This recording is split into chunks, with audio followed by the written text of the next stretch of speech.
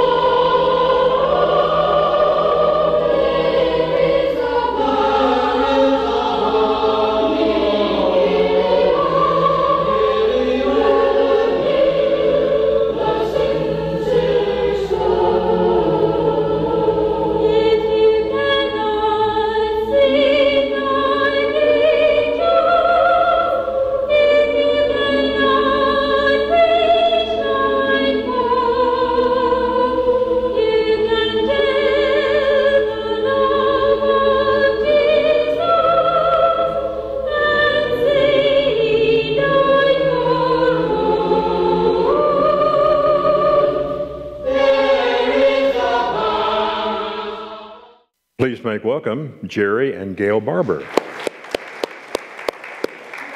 Thank you so much for being with us. I don't know where to begin. The book is full of stories, and we don't have time to cover all of those, but I would like to start with just a series of 5 pictures here. Maybe you can make a statement about each one, and then we'll get into the story and the discussion. So let's look at the first one here. This is, my mother and daddy. Daddy and Mama? Yes. And where is this located? I think that's my grandmother's house, but I'm not real sure. Okay. And the next one is your siblings. Who do we have here? Wayne, Don, Brenda, Gail, my daddy. And Wayne has some disabilities. What was his physical disability? He was born with spina bifida, and when the doctor went to correct it, he paralyzed him from the waist down. Wow. And that was an injection that did that. Yes. Is that correct? Wow. This is your family. That's us all grown up. We have a picture of you. What age do we have here? I was, I think, 4 there and 6 or 7 there. Do you remember where this was? What state or what city? I don't remember having that picture made, but the other one over there was the school picture. Right. And I was one of the most exciting days of my life. I just thought it was wonderful. And when I got to school and nobody else was excited, I didn't know why. Right. But I was, you can tell. Right. That's Childhaven Children's Home where I was reared. Now, how many years were you there? I was there 13 years. 13 years. This is located in Alabama? Coleman, Alabama. Okay. All right. Well, let's talk about your past a little bit. Is it true that one of the reasons you wrote the book or you went to a therapist is because you were experiencing nightmares or flashbacks or something? Or I was having a really hard time with that. I was trying to, for many years, I tried to conquer it by myself without even telling anybody, or I thought, well, I can handle this. You know, I'm a champion. That's my name. Right. I can handle this. And then the older I got and the more people that were surrounding me that made me think back to the persons who harmed me. And I thought, this isn't the place for a preacher's wife. She doesn't need to be scared of the congregation. And that's when I decided to seek help, professional help. And his name was James? Or James is James? Jones. This is James? That's he and Jerrie, yes. Uh-huh. Okay. Well, and this was, what age did you go to see him? What was that about? 40s. About In the 40s? somewhere in my 40s, yes. Why didn't you go sooner? I was just one of those people that was kind of taught to take care of yourself. Right. And what's some advice that he gave you to overcome some of these nightmares? well, he started, of course, just finding out history. Right. And then he started making me do things, like tell my story to 2 different people, made me visit a nursing home by myself.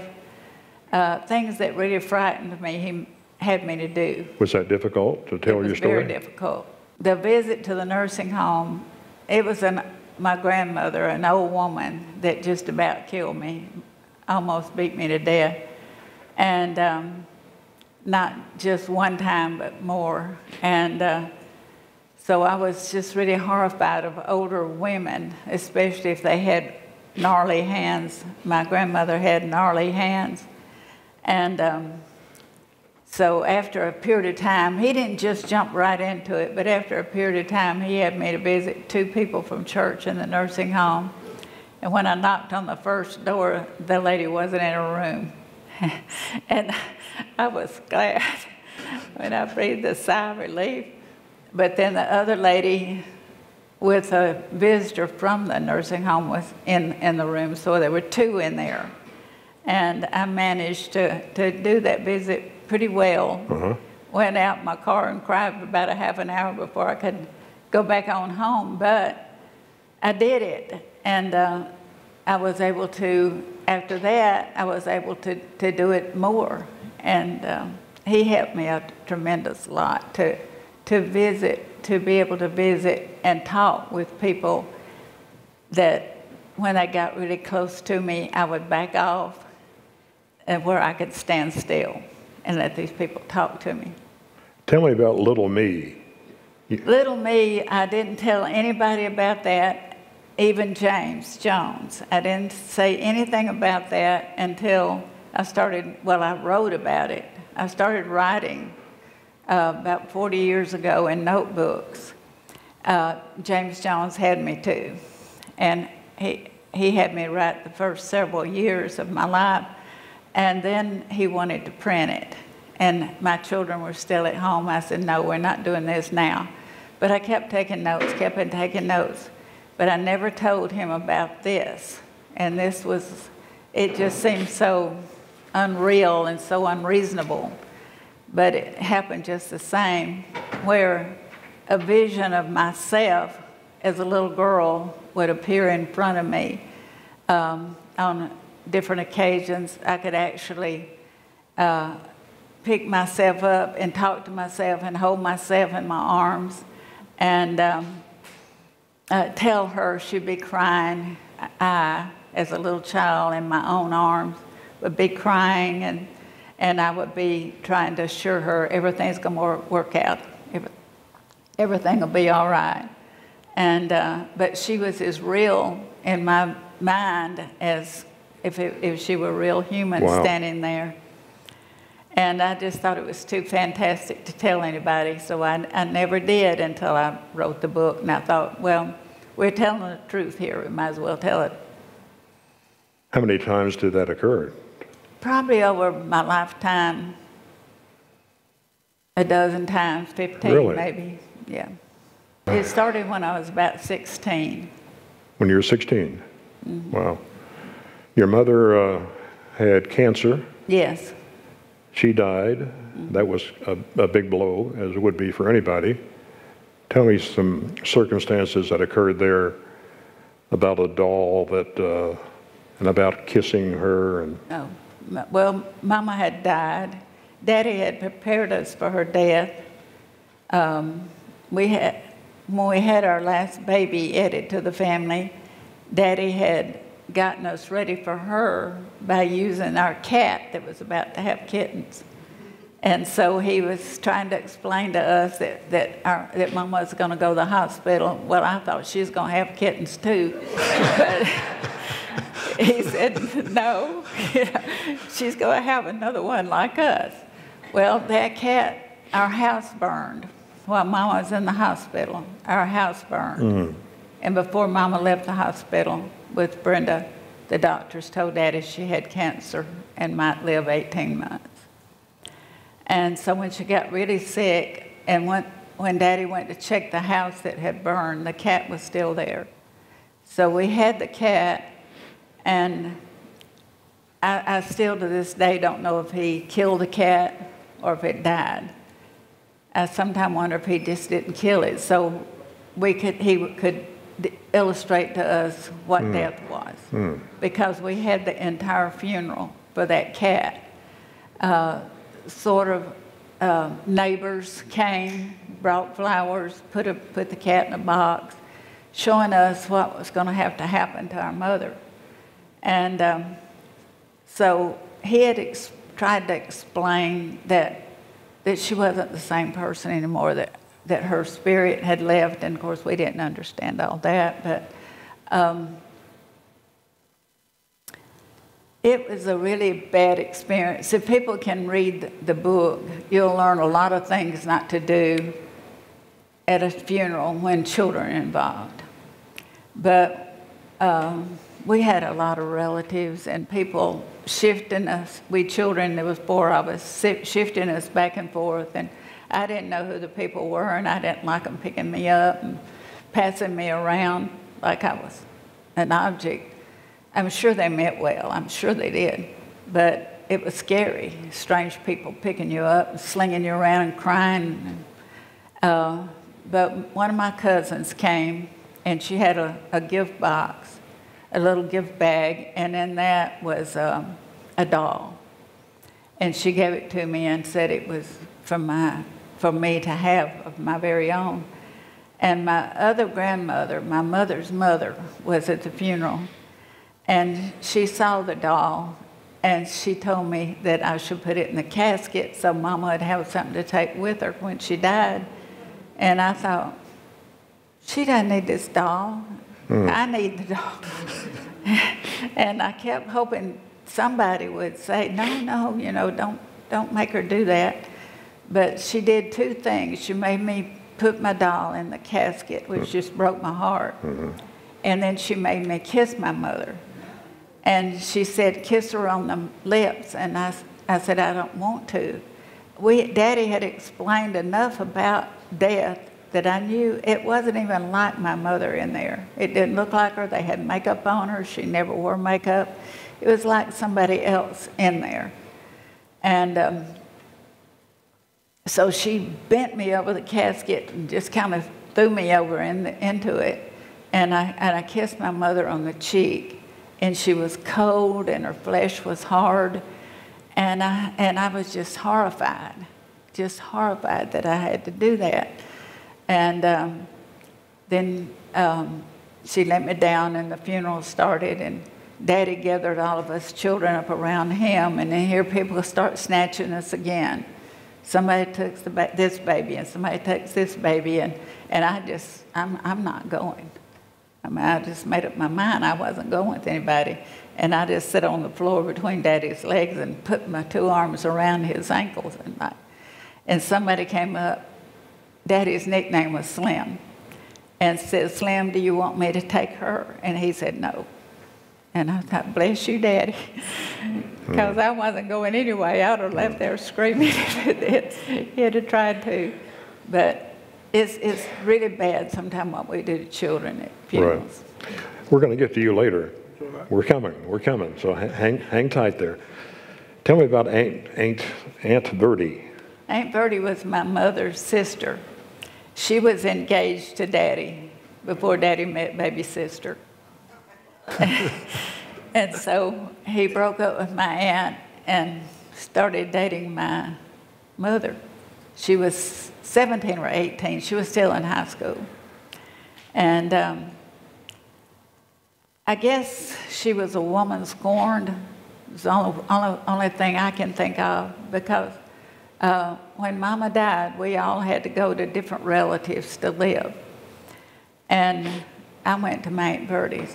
They had a store, and behind the store was rooms and where they lived.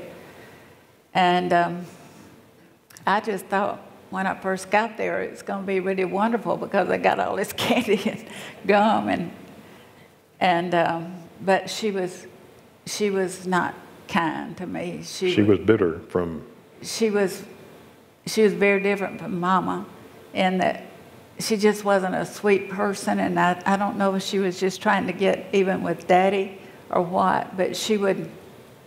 I mean, I was 5 years old, and my job was to sweep the front porch, and it was one of those old stores where old men would come and stay half a day and spit and chew and whittle and all this kind of thing, and they were kind to me. And her husband, my uncle, tried to be kind to me.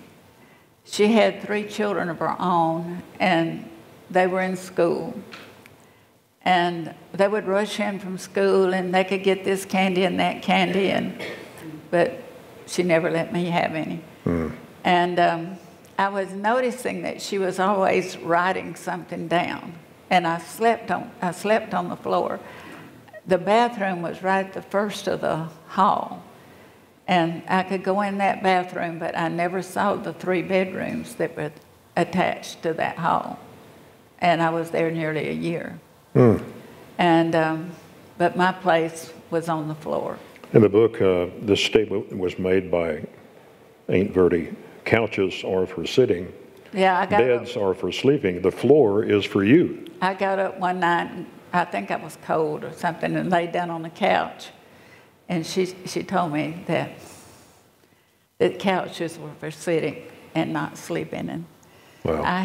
There was one little quilt, and I had one little piece of cover to put over me, which is all right in warmer weather, but then it got really cold. And she would start, when I first laid down, there'd be wood in the fire stove. But during the night, it would get colder and colder and colder, and her dog would come and lay with me, and it kind of kept me warm. But I would get awfully cold at night, and it was right beside a railroad track. and the railroad and the trains, the bars were not very far from their house, so they would make all this noise, and the train would go by and the house would move and rattle. And being on the floor, of course, it seemed louder. And I would just have all these visions of the train running through the house and killing us all. I was very happy to leave her house. She kept tabs on the food too, is that correct? We would eat, and she'd write something and write something. And when Daddy came to pick me up, she gave him a bill for $52. Wow. For all the food that I'd eaten while I was there. But it gets worse. You go to your grandmother's house. Tell me about that story. Well, Daddy, I think, was just desperate to have us all in the same place. She had been cruel to her own children.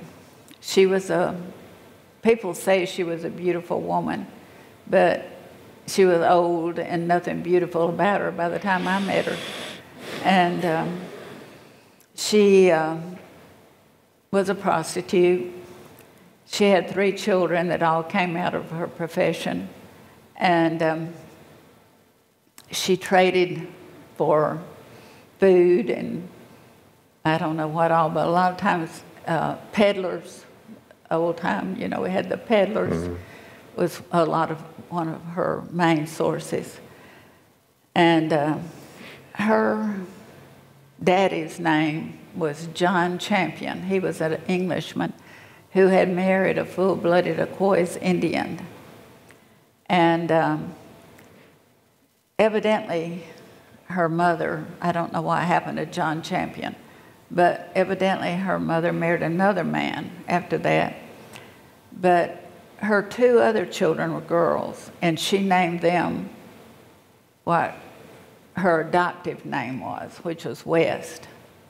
But when Daddy was born, for some reason, she went back to the Champion name and named him Champion instead of West, and which has been a blessing to all of us just to have that name. And right away, he had to go to work on Friday, and then on Monday, and he'd come home on Friday. And but during the week, my little sister was still toddling, and my older brother was paralyzed. And she didn't bother either one of those, but she really loved beating on me and my little brother. Extremely cruel. At first, it was just a slap here and there, a knock here and there, and it got more and more and more and more. And on 2 occasions, she beat me pretty bad, but I just decided one day she wasn't going to hit my little brother anymore. So I found 3 hiding places for him to be. And when I said, when I say run, you go to one of those places, and I'll come and find you when she's settled down. And so I would stand between her and him until he could, he was 3 years old, 3 or 4, until he could run and find a place to hide, and then she'd beat me for doing it. And but one day, Daddy would go to work, come home for the weekend, and he had just left for work. And we were outside, and there was a root out of the earth, and she stumbled over that root and fell. And she jumped up and grabbed me and asked me why I pushed her down. And I said, I didn't. Well, when I was a little girl, Daddy would always say I was the best little girl in the whole wide world because I took care of Mama, I took care of the babies while he was at work. And that was just his saying for me. So she grabbed me and dragged me in the house and started just hitting me with whatever. She always kept a little stick in the house. And she said, say you're bad. And I said, I'm not bad, and I'm not going to say I'm bad because that would make my daddy a liar. And I just could not bring myself to say it. And I said, I'm not bad. And she would hit me some more and try to get me to say I was bad, and I wouldn't do it. And she kept hitting me until she finally picked up a chair, a little chair, and hit me in the back with that chair, and it broke a leg off. And for about 15 seconds, I guess, that a little chip broke off of the leg of that chair and went through the air, and I watched it. It was just like everything went away, and I was watching that little chip because I was so fascinated that it was not the same color as the color of the chair. And then all of a sudden that little chip landed, and I could feel that I was in great pain in my back. And she took another chair and put it over my body and was just hitting me, sitting in that chair, hitting me. And I had gotten to where I couldn't hardly see. I could just barely see shadows. And I heard my siblings yelling, "Daddy, Daddy." And I thought, why are they doing that? He's at work. And about that time, he came through the door. I could just see the frame of his body. It was just a silhouette. And I saw him pick up his mother and throw her across the room onto a bed. And that was the last thing I remembered until I woke up in the hospital. Wow. And I was in the hospital for a good while after that. And that's where when the courts stepped in and took us away. And you were put in a foster home or two? We were in two different. I was in two different foster homes. My sister and brother were just in one. And but the first one I was in, the lady got some kind of cancer, and I had to go to another place. But both of them were very good to me. Was it in the foster home or at your grandmother's where they wanted you to drink milk and you didn't drink milk? That was at my mother and daddy's home before Mama died.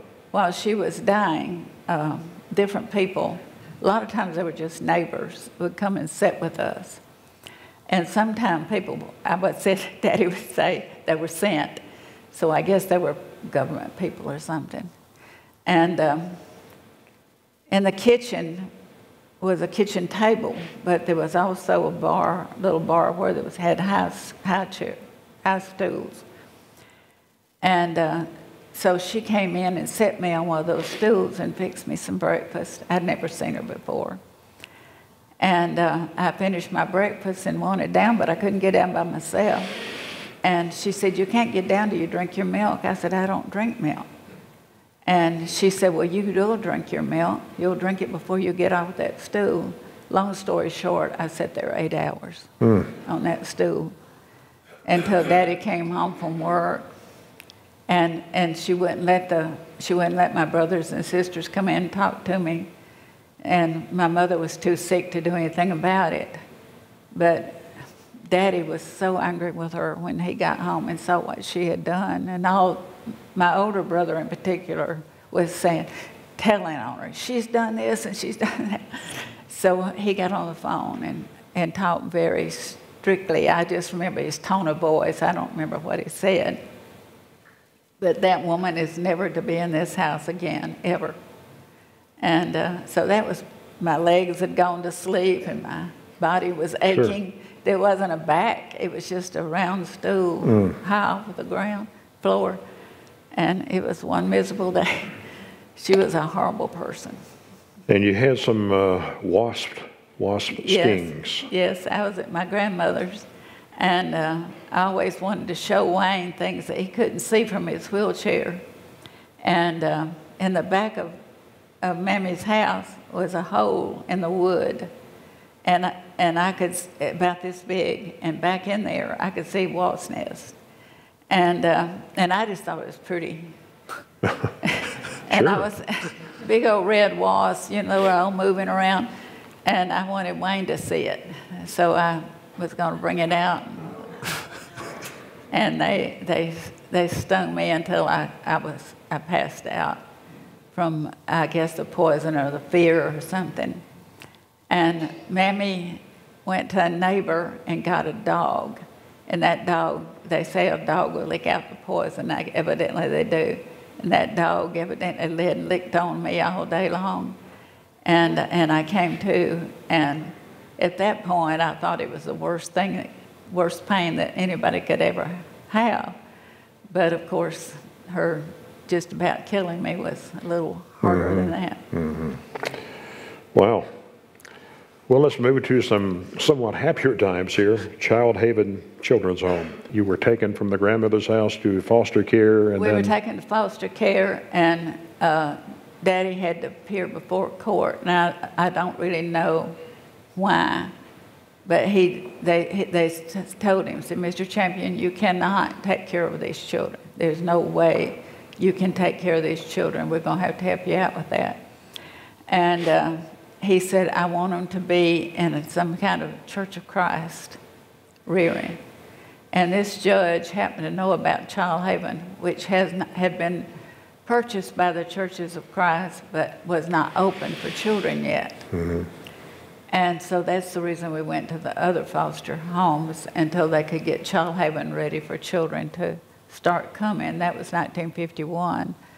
And so they had, Daddy Brock and Mother Lee, that you saw their pictures there, came to the foster home where my sister and brother were, and I was next door, and explained to us what Childhaven was, and said it's a big house, lots of children, lots of food, lots of good clothes, and love, and they explained it all, and we were so excited to go. And so on one given day, a lady picked the three of us up, and we met Daddy and Wayne at a park and had a picnic, and said bye, had a long visit with them. And Wayne always lived with Daddy. As long as Daddy lived, Wayne lived with him. And then we went on to Childhaven, and the lady said, when you see a big white long fence, you'll know we're almost there.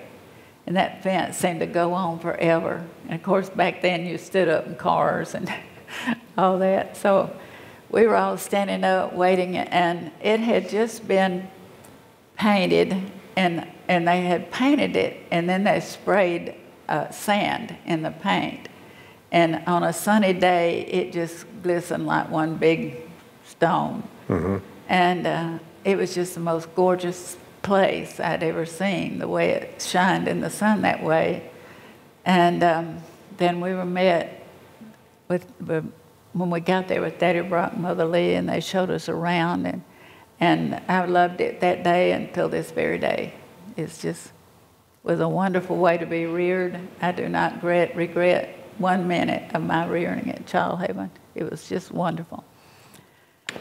Your best memory of being there, would it be in the choir or just the friends? Or? Well, we did. We always, we were just amused that here are a bunch of orphan children, and not everybody was orphaned, but homeless, so to speak, that so many of us could sing. And so we did a lot of singing. We'd go from church to church, and sing. I started singing in 2nd grade. My chorus director, I think they called it Glee Club back then, thought that I had a good voice, and he had me to sing before the PTA. And I've been singing ever since, so. Let me show some people, some pictures of some people. I've listed these as people that have impacted your life. And this is where you come in. You met this lady in college, love at first sight. How did this work? We were in a thespian club, and we were practicing for a play, and we sat down and started talking, and that pretty well got it started. And that would have been in the fall of '63, mm-hmm. And we were married August 1864.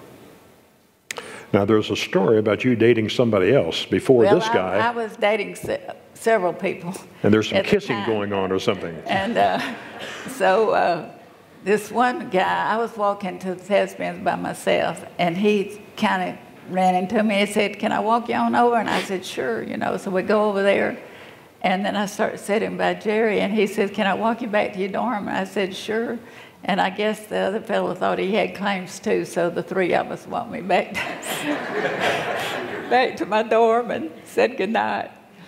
And then the more I was with Jerrie, the more I didn't want to be with any of the other guys that I'd been going out with. And So gradually it became Jerrie and Gail, Jerrie and Gail. But did this other guy plant a kiss on you and you had to go to the office about it? Yes. Okay, let's get that story. Okay.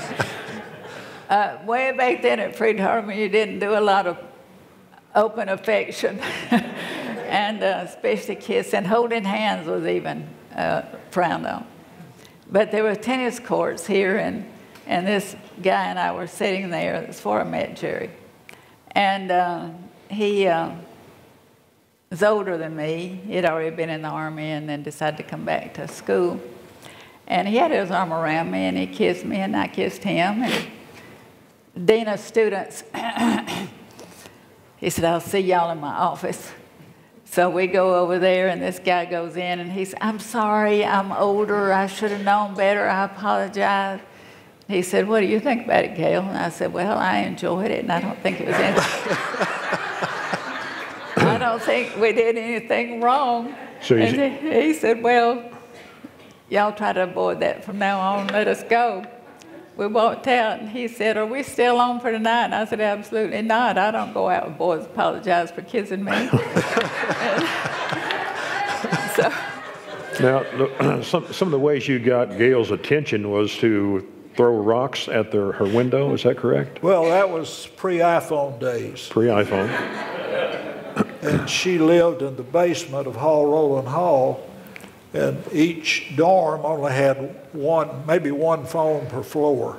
And of course, that was a dime every time you did that. We didn't have a lot of extra money. So there were gravel always out there. When I got ready to go to supper or whatever, I'd just go and pitch a rock at her window, and she'd know to come out, and that's the way we communicated. I'm ready to go eat. My roommate's boyfriend picked up the same habit. Oh, really? And then one night we had this big rain, terrible rain, and the basement flooded. And the janitors came to see what was wrong, and they said, "This drain is full of these little rocks. How did all these rocks get there?" So he had to start using his dimes. Let me go back to a couple more pictures here. You mentioned Daddy Brock. Daddy Brock Motherly, he was superintendent at Childhaven. At Childhaven. Yes. And these were good people. Yes, wonderful people. I loved them. And Mrs. Mitchell. Each one of us children had a sponsor, a person or a church. And those people bought our Christmas, they bought our spring and summer clothes and fall and winter clothes. And a lot of times the church, sponsoring church would bring the child in the summer to stay with somebody for a week or two. And Brenda and I always stayed with Miss Mitchell, and she had a ceramic shop. And I'm an artist at heart, and so we did a lot of ceramics, and I love going to their house because I love them, but I love going because I got to do a lot of ceramics while I was there. This is a former youth group members, is that correct? The church that sponsored me was Tuscumbia Church of Christ, and these people were teens way back then, and now they're as old as I am. These people were sending money to you. Yes. These people were in the groups that were sending money to me. From their Bible class, I guess. Sundays, of course, it was a turnover because children grow. But for all the years I was at Childhaven, the teen girls class collected quarters to pay for mine and Brenda's school lunch. Wow. And here they are. These two ladies were in that class. Amazing, amazing. Well, you have also made a difference in other people's lives. You prevented a woman from suicide. Can you tell me that story? There were several. So there were several? All right. Just one. Yes. Well, Jerrie was out of town, and I had babies. So a relative called and said this lady was planning on killing herself, and if I didn't come, she was going to. And I said, "I will come," because I knew I could get a sitter. "I will come if I can bring my friend Stan, who was a policeman, with me." And they said, "No, we don't want any policemen over here." I said, "Then I'm not coming. I'm sorry if she kills herself, but she might want to kill me too, and I've got 2 babies to raise."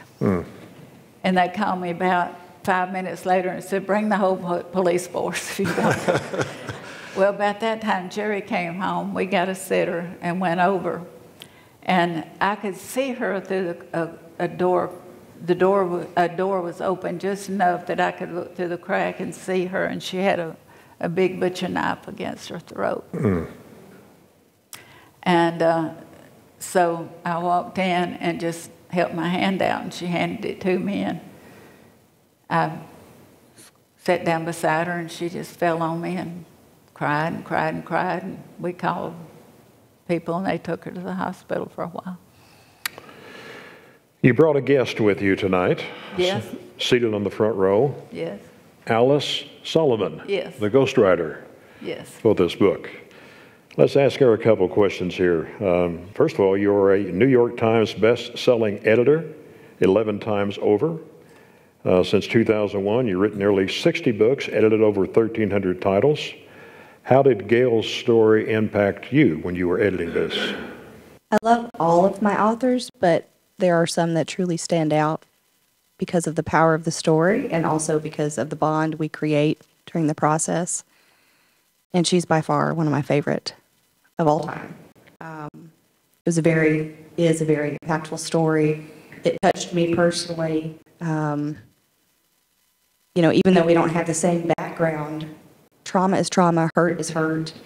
And I feel like it's such a gift for her to be able to share her story with so many people, especially because she is older than 30. You know, you're reaching an audience that doesn't often talk about trauma. And I've seen my grandparents, my great-grandparents struggle with things they were unable to talk about, and it makes them physically sick. It hurts the relationships. And I just think it's a wonderful gift that you are speaking out and encouraging other people that no matter what you've gone through, no matter your age, you're never too old to get therapy. You're never too far gone for God to help you, no matter the story. And I know that you've had a lot of people reached out and shared their story once that you've published the book. People have told you things they've never told anybody else, and I think that's a gift as well. So I've enjoyed the process. I think you're both wonderful. I love you both, and I'm honored that you allowed me to help you share the story. How long does it take to edit a typical book? Is this a typical book? Yes, I would say this is a little bit longer because there are a lot of photographs and just a lot of stories. I like to have 6-7 months to write a book, to edit a book. Okay. Jerrie, you were about to say something? Yeah, 496 pages. Yeah. And it just kept growing. In fact, we priced it when it had 200 pages, and we ended up with 496. Just keeps going up, doesn't it? Yeah. But Alice did we really enjoyed working with her. She was just great. Anything else we need to share here, either one of you, about Gail's life or your life? One of the things, I don't know we got exactly, but when Gail got through all of this, and one of the things, let me point this out, as we were writing, it concerned me that this might stir stuff up again and her regress, and so I checked on her, she said, I'm fine. So after about a year of therapy with James Jones, she came in and said, James, I'm doing well, I really appreciate it, and I never want to talk about it again. Mm-hmm. And James was a counselor, but was kind of an introvert. He didn't talk a lot. As I got to know him, I said, James, I think you do that just to make it last longer and you make more money. I said, why don't you just go ahead and talk? But he'd kind of look at the floor and he said, Gail, it would be a shame for you to waste all that pain. And then he worked with Gail on who to tell and when to tell and how to tell her story. And that's blessed so many people. Question? How much did you know, I guess is my question, when y'all decided to marry or, got serious? She told me how wonderful Childhaven was. I told her a story. I said, the only experience I've had is Tennessee Children's Home. We supported that as I was growing up.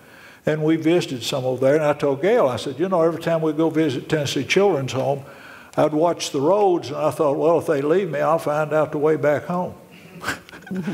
And Gail said, every time I left Childhaven, I always watched the roads so I could get back to Childhaven. And so we had a common interest in our homes. She'd tell a little bit about that. My mother was very concerned. She taught with Miss Mitchell and learned a lot about that. And so Mother wasn't real help on that. Also, Gail's 2 years older than I am.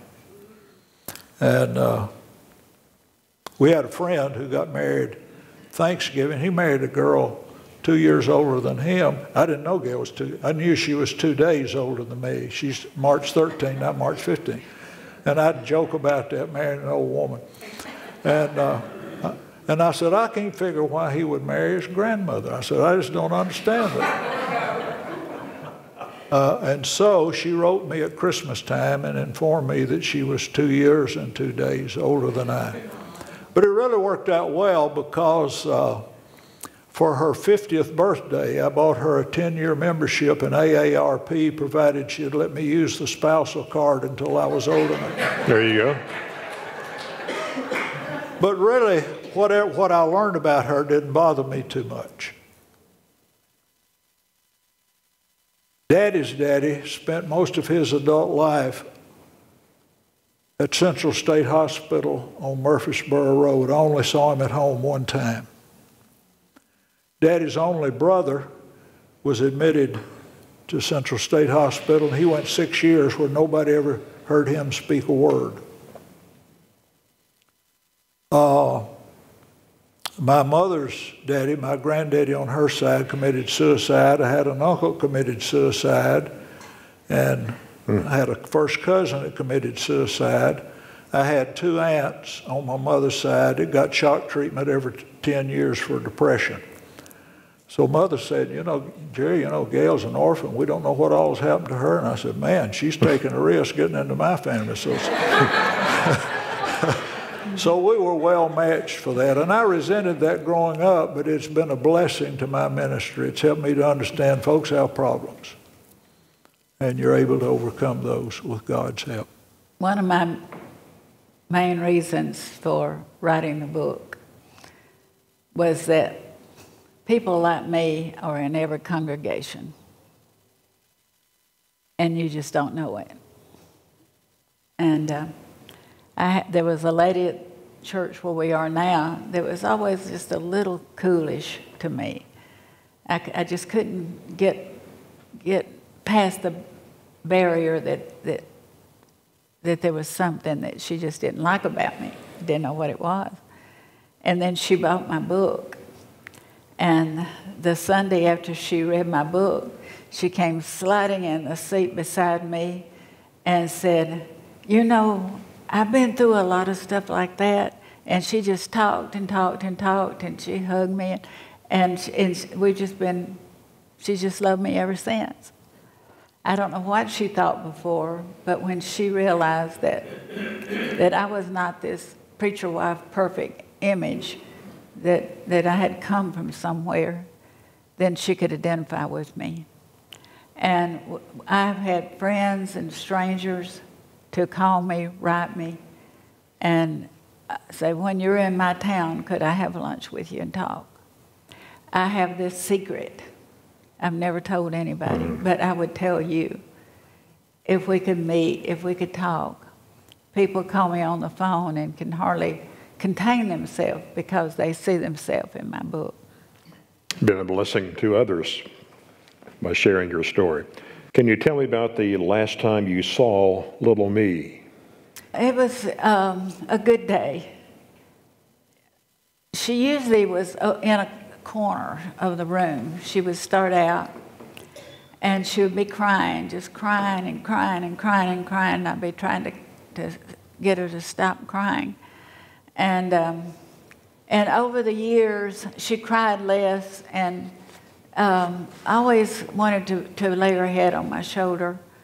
And I was always assuring her, well, this time she was over in the corner in the room, And all of a sudden she stood up, and she always, one of my aunts, well, she wasn't my aunt, she was my cousin, but she was so much older than me, we were taught to call her aunt, gave me a slip. Most beautiful thing I'd ever seen in my life. It was so white, and I put it on, and that's a whole story in itself, but my grandmother made me take it off and put it in the chest, and I never saw it again. And little me always had on that slip. And so she jumps up, and she's skipping to me, and I pick her up, and she's laughing and smiling, and we're talking, and we're just having the best time. And I said, "You do know everything's going to be all right?" And she said, "Yes, I do." And that was my last visit with her. Wow. Thank you for sharing your story. Appreciate that. Do we leave out anything? Anything we need to, before we close it out? Well, the book is called Fleecy Clouds. Why is it called Fleecy Clouds? After Mama died, one day I was laying out on the grass, and one of my aunts came by, and it was a cloudy day like that, what they call alto cumulus clouds. And this aunt told me that those were angels, and that every once in a while God would let the angels out of heaven to look down on their loved ones to see how they were doing. And so up until I was a pretty big girl, I really thought those clouds were angels. And I talked to my mama, and then my friend died, a little girl died, and they were all the angels that were up there every once in a while. Remember, we were in Israel, and our guide's little boy had died. And I told him, and it was one of those days, and I told him the story about that had been told to me. And so Leo's little boy's up there. We got a lot of friends that are angel clouds now. It made me very angry when I first learned that they weren't really angels. But then I thought, you know, that has gotten me through a lot of really bad days, thinking that she was there. And then I wasn't angry anymore. And even now, at this very day, I've got lots of little angel clouds up there. Every time it's a day like that, I just think of them all. Thank you for sharing your story. We're toward the end of the book. One of your chapter begins with this quote from Joyce Meyer, and that's probably a good ending for our time tonight. No matter what has happened to you in the past or what is going on in your life right now, it has no power to keep you from having an amazingly good future if you will walk by faith in God. Those are good words to live by. Thank you for sharing your story, and we invite you to share your story with someone this week. And thank you for tuning in and watching Stories of Amazing Grace. Thank you.